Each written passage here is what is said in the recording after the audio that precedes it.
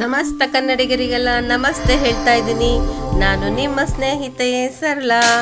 ಇವತ್ತಿನ ವ್ಲಾಗ್ನಲ್ಲಿ ನಾನು ನಿಮಗೆ ನಾಟಿ ಕೋಳಿನಲ್ಲಿ ಒಂದು ಪಲಾವ್ ಮಾಡೋದನ್ನು ತೋರಿಸ್ಕೊಡ್ತಾ ಇದ್ದೀನಿ. ನಾಟಿ ಕೋಳಿ ಪಲಾವು ತುಂಬಾ ಚೆನ್ನಾಗಿರುತ್ತೆ, ತುಂಬ ಟೇಸ್ಟಿಯಾಗಿರುತ್ತೆ. ಇದು ನಾಟಿ ಸ್ಟೈಲಲ್ಲೇ ಮಾಡ್ತಾ ಇರೋಂಥ ಪಲಾವು. ಹಾಗಾಗಿ ಇದನ್ನು ನೋಡ್ಕೊಳ್ಳಿ, ನೀವು ತುಂಬಾ ಇಷ್ಟಪಟ್ಟು ತಿಂತೀರಾ ಇದನ್ನು. ಇದಕ್ಕೋಸ್ಕರ ನಾನು ಒಂದು 2 ಈರುಳ್ಳಿನ ಸಣ್ಣದಾಗಿ ಮೀಡಿಯಮ್ ಸೈಜಲ್ಲಿ ಹೆಚ್ಕೊಂಡು ಒಂದು ಸ್ವಲ್ಪ ಕೊಬ್ಬರಿ ಎಣ್ಣೆನೇ ಹಾಕ್ಕೊಂಡು ನಾನು ಲೈಟಾಗಿ ಹುರ್ಕೋತಾ ಇದ್ದೀನಿ. ತುಂಬ ಜಾಸ್ತಿ ಹುರಿಬೇಕಂತೇನಿಲ್ಲ, ಲೈಟಾಗಿ ಗೋಲ್ಡನ್ ಬ್ರೌನ್ ಬಂದರೆ ಸಾಕು. ಇದಕ್ಕೆ ನಾನು ಹಸಿರು ಮೆಣಸಿನ್ಕಾಯಿನೂ ಹಾಕ್ಕೋತಾ ಇದ್ದೀನಿ. ನಾನು ಒಂದು 2 ಪಾವಷ್ಟು ಅಕ್ಕಿ ಹಾಕ್ತಾಯಿದ್ದೀನಿ. ಅದಕ್ಕೋಸ್ಕರ ಒಂದು ಪಾವಿಗೆ ಒಂದು 4 ಮೆಣಸಿನ್ಕಾಯಿ ಅಂದರೆ 8 ಮೆಣಸಿನ್ಕಾಯಿನ ತೊಗೊಂಡು 8 ಮೆಣಸಿನ್ಕಾಯಿನ ಹಾಕ್ಕೊಂಡು ಈರುಳ್ಳಿ ಜೊತೆಗೆ ಫ್ರೈ ಮಾಡ್ಕೊಂಡಿದ್ದೀನಿ.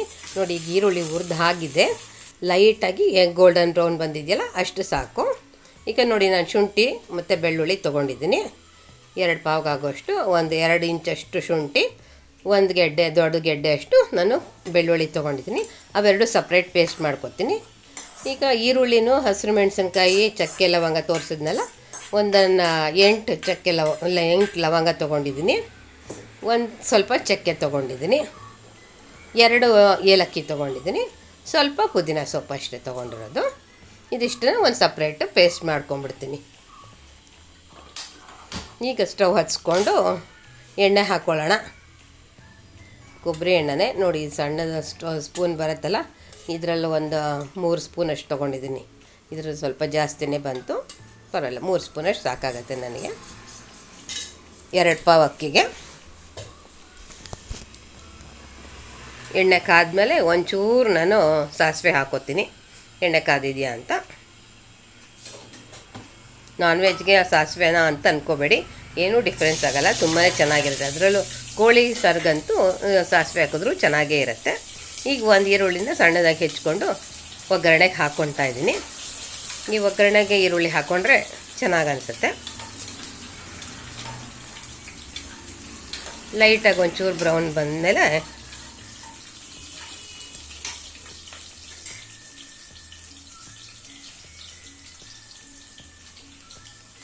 ನಾವು ಶುಂಠಿ ಬೆಳ್ಳುಳ್ಳಿ ಪೇಸ್ಟ್ನ ರುಬ್ಕೊಂಡಿದ್ದೀವಲ್ಲ ಅದನ್ನು ಹಾಕ್ಕೊಳ್ಳೋಣ. ಇದನ್ನು ಹಾಕ್ಕೊಂಡು ಸ್ವಲ್ಪ ನೀಟಾಗಿ ಹುರ್ಕೋಬೇಕು ನಾವು ಎಣ್ಣೆಲಿ. ನೋಡಿ, ಚೆನ್ನಾಗಿ ಎಣ್ಣೆಲಿ ಹುರ್ಕೋಬೇಕು. ಹೀಗೆ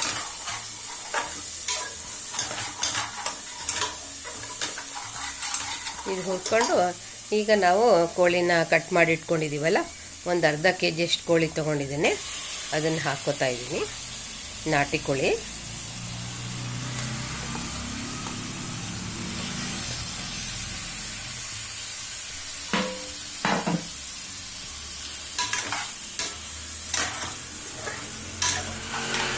ಇವಾಗ ಚೆನ್ನಾಗಿ ಹುರ್ಕೋಬೇಕು. ಇದನ್ನು ಹುರಿಯೋದೇ ಎಲ್ಲದಕ್ಕಿಂತ ಮುಖ್ಯವಾದ ಇಂಪಾರ್ಟೆನ್ಸ್ ಅಂದರೆ ಇದೆ.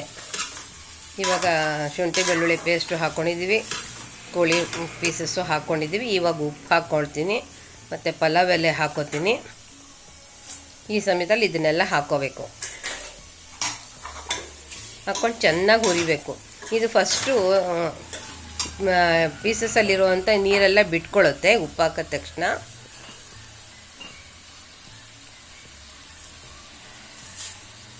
ನೀರು ಬಿಟ್ಕೊಂಡ್ಮೇಲೆ ಆ ನೀರೆಲ್ಲ ಬಿಟ್ಕೊಂಡಿದ್ದ ನೀರು ಸುಂಡೋಗಬೇಕು, ಅಲ್ಲಿ ತನಕ ಹುರಿಬೇಕು.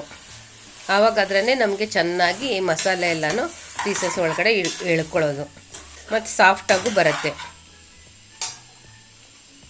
ಪಲಾವಲ್ಲಿ ಸಾಧಾರಣ ಮಟನ್ ಹಾರ್ಡ್ ಆಗುತ್ತೆ ಅಂತಾರಲ್ಲ, ಆ ಥರ ಹಾರ್ಡ್ ಆಗಲ್ಲ.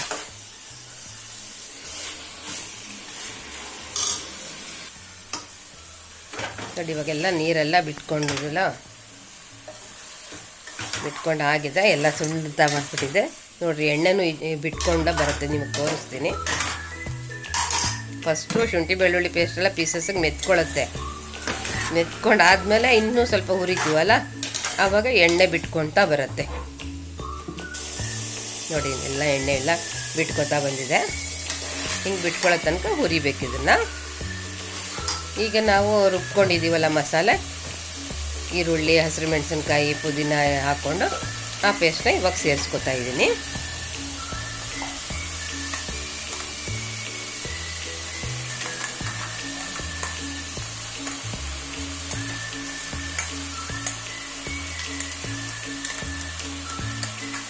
ತುಂಬಾ ರುಚಿ ಕೊಡುತ್ತೆ ಇದು.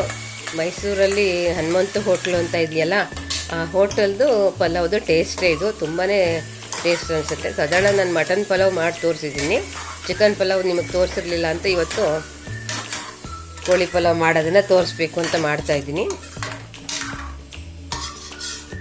ನಿಮಗೆ ಮಸಾಲೆನೇ ಜಾಸ್ತಿ ಇದೆ ಅಂತಲೇ ಅನಿಸೋಲ್ಲ. ಈ ಪಲಾವಲ್ಲಿ ಎಷ್ಟು ಬೇಕಾದ್ರೂ ತಿನ್ಬೋದು ಅನ್ನೋ ಥರ ತುಂಬಾ ಟೇಸ್ಟಿಯಾಗಿರುತ್ತೆ.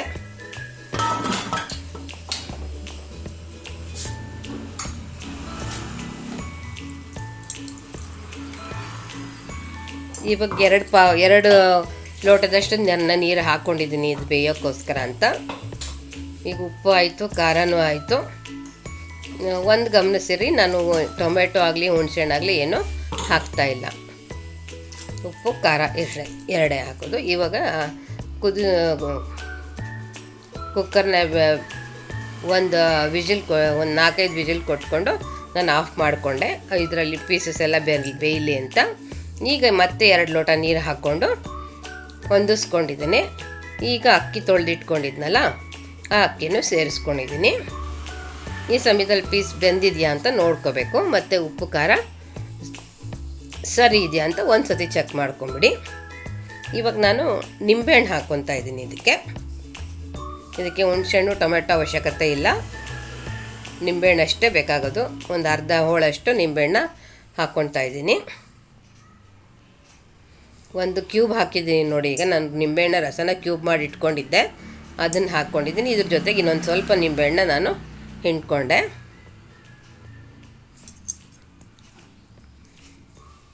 ಸಾಕು, ನನಗೆ ಇಷ್ಟು ಟೇಸ್ಟ್ಗೆ ಇಷ್ಟು ಹುಳಿ ಸಾಕು ಅನ್ನಿಸ್ತು.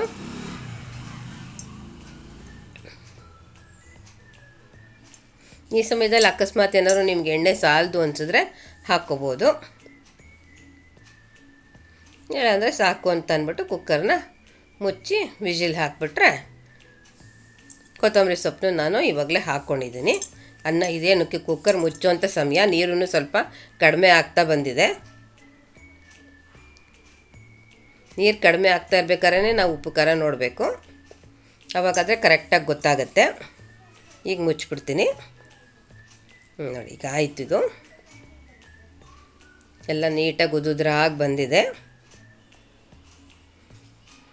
ನಾನು ಪಲಾವ್ ಎಲೆ ಹಾಕಿದ್ದೀನಲ್ಲ, ಅದರದ್ದೇ ಅಷ್ಟು ಸ್ಮೆಲ್ ಚೆನ್ನಾಗಿರುತ್ತೆ. ನೀವು ಬಾಸುಮತಿ ರೈಸ್ ಹಾಕಬೇಕು ಅನ್ನೋಂಥ ಏನೂ ಅವಶ್ಯಕತೆ ಬರಲ್ಲ. ಬಾಸುಮತಿ ಅಕ್ಕಿ ಹಾಕಿದ್ರೂ ಚೆನ್ನಾಗೇ ಬರುತ್ತೆ, ಬಟ್ ಅದಿಲ್ಲ ಅಂದ್ರೂ ಈ ಥರ ಪಲಾವ್ ಎಲೆ ಹಾಕ್ಕೊಂಡು ಮಾಡಿದ್ರೂ ಅದೇ ಥರ ಸ್ಮೆಲ್ಲೇ ಬರುತ್ತೆ, ನಿಮ್ಗೆ ಯಾವುದೇ ವ್ಯತ್ಯಾಸ ಬರಲ್ಲ.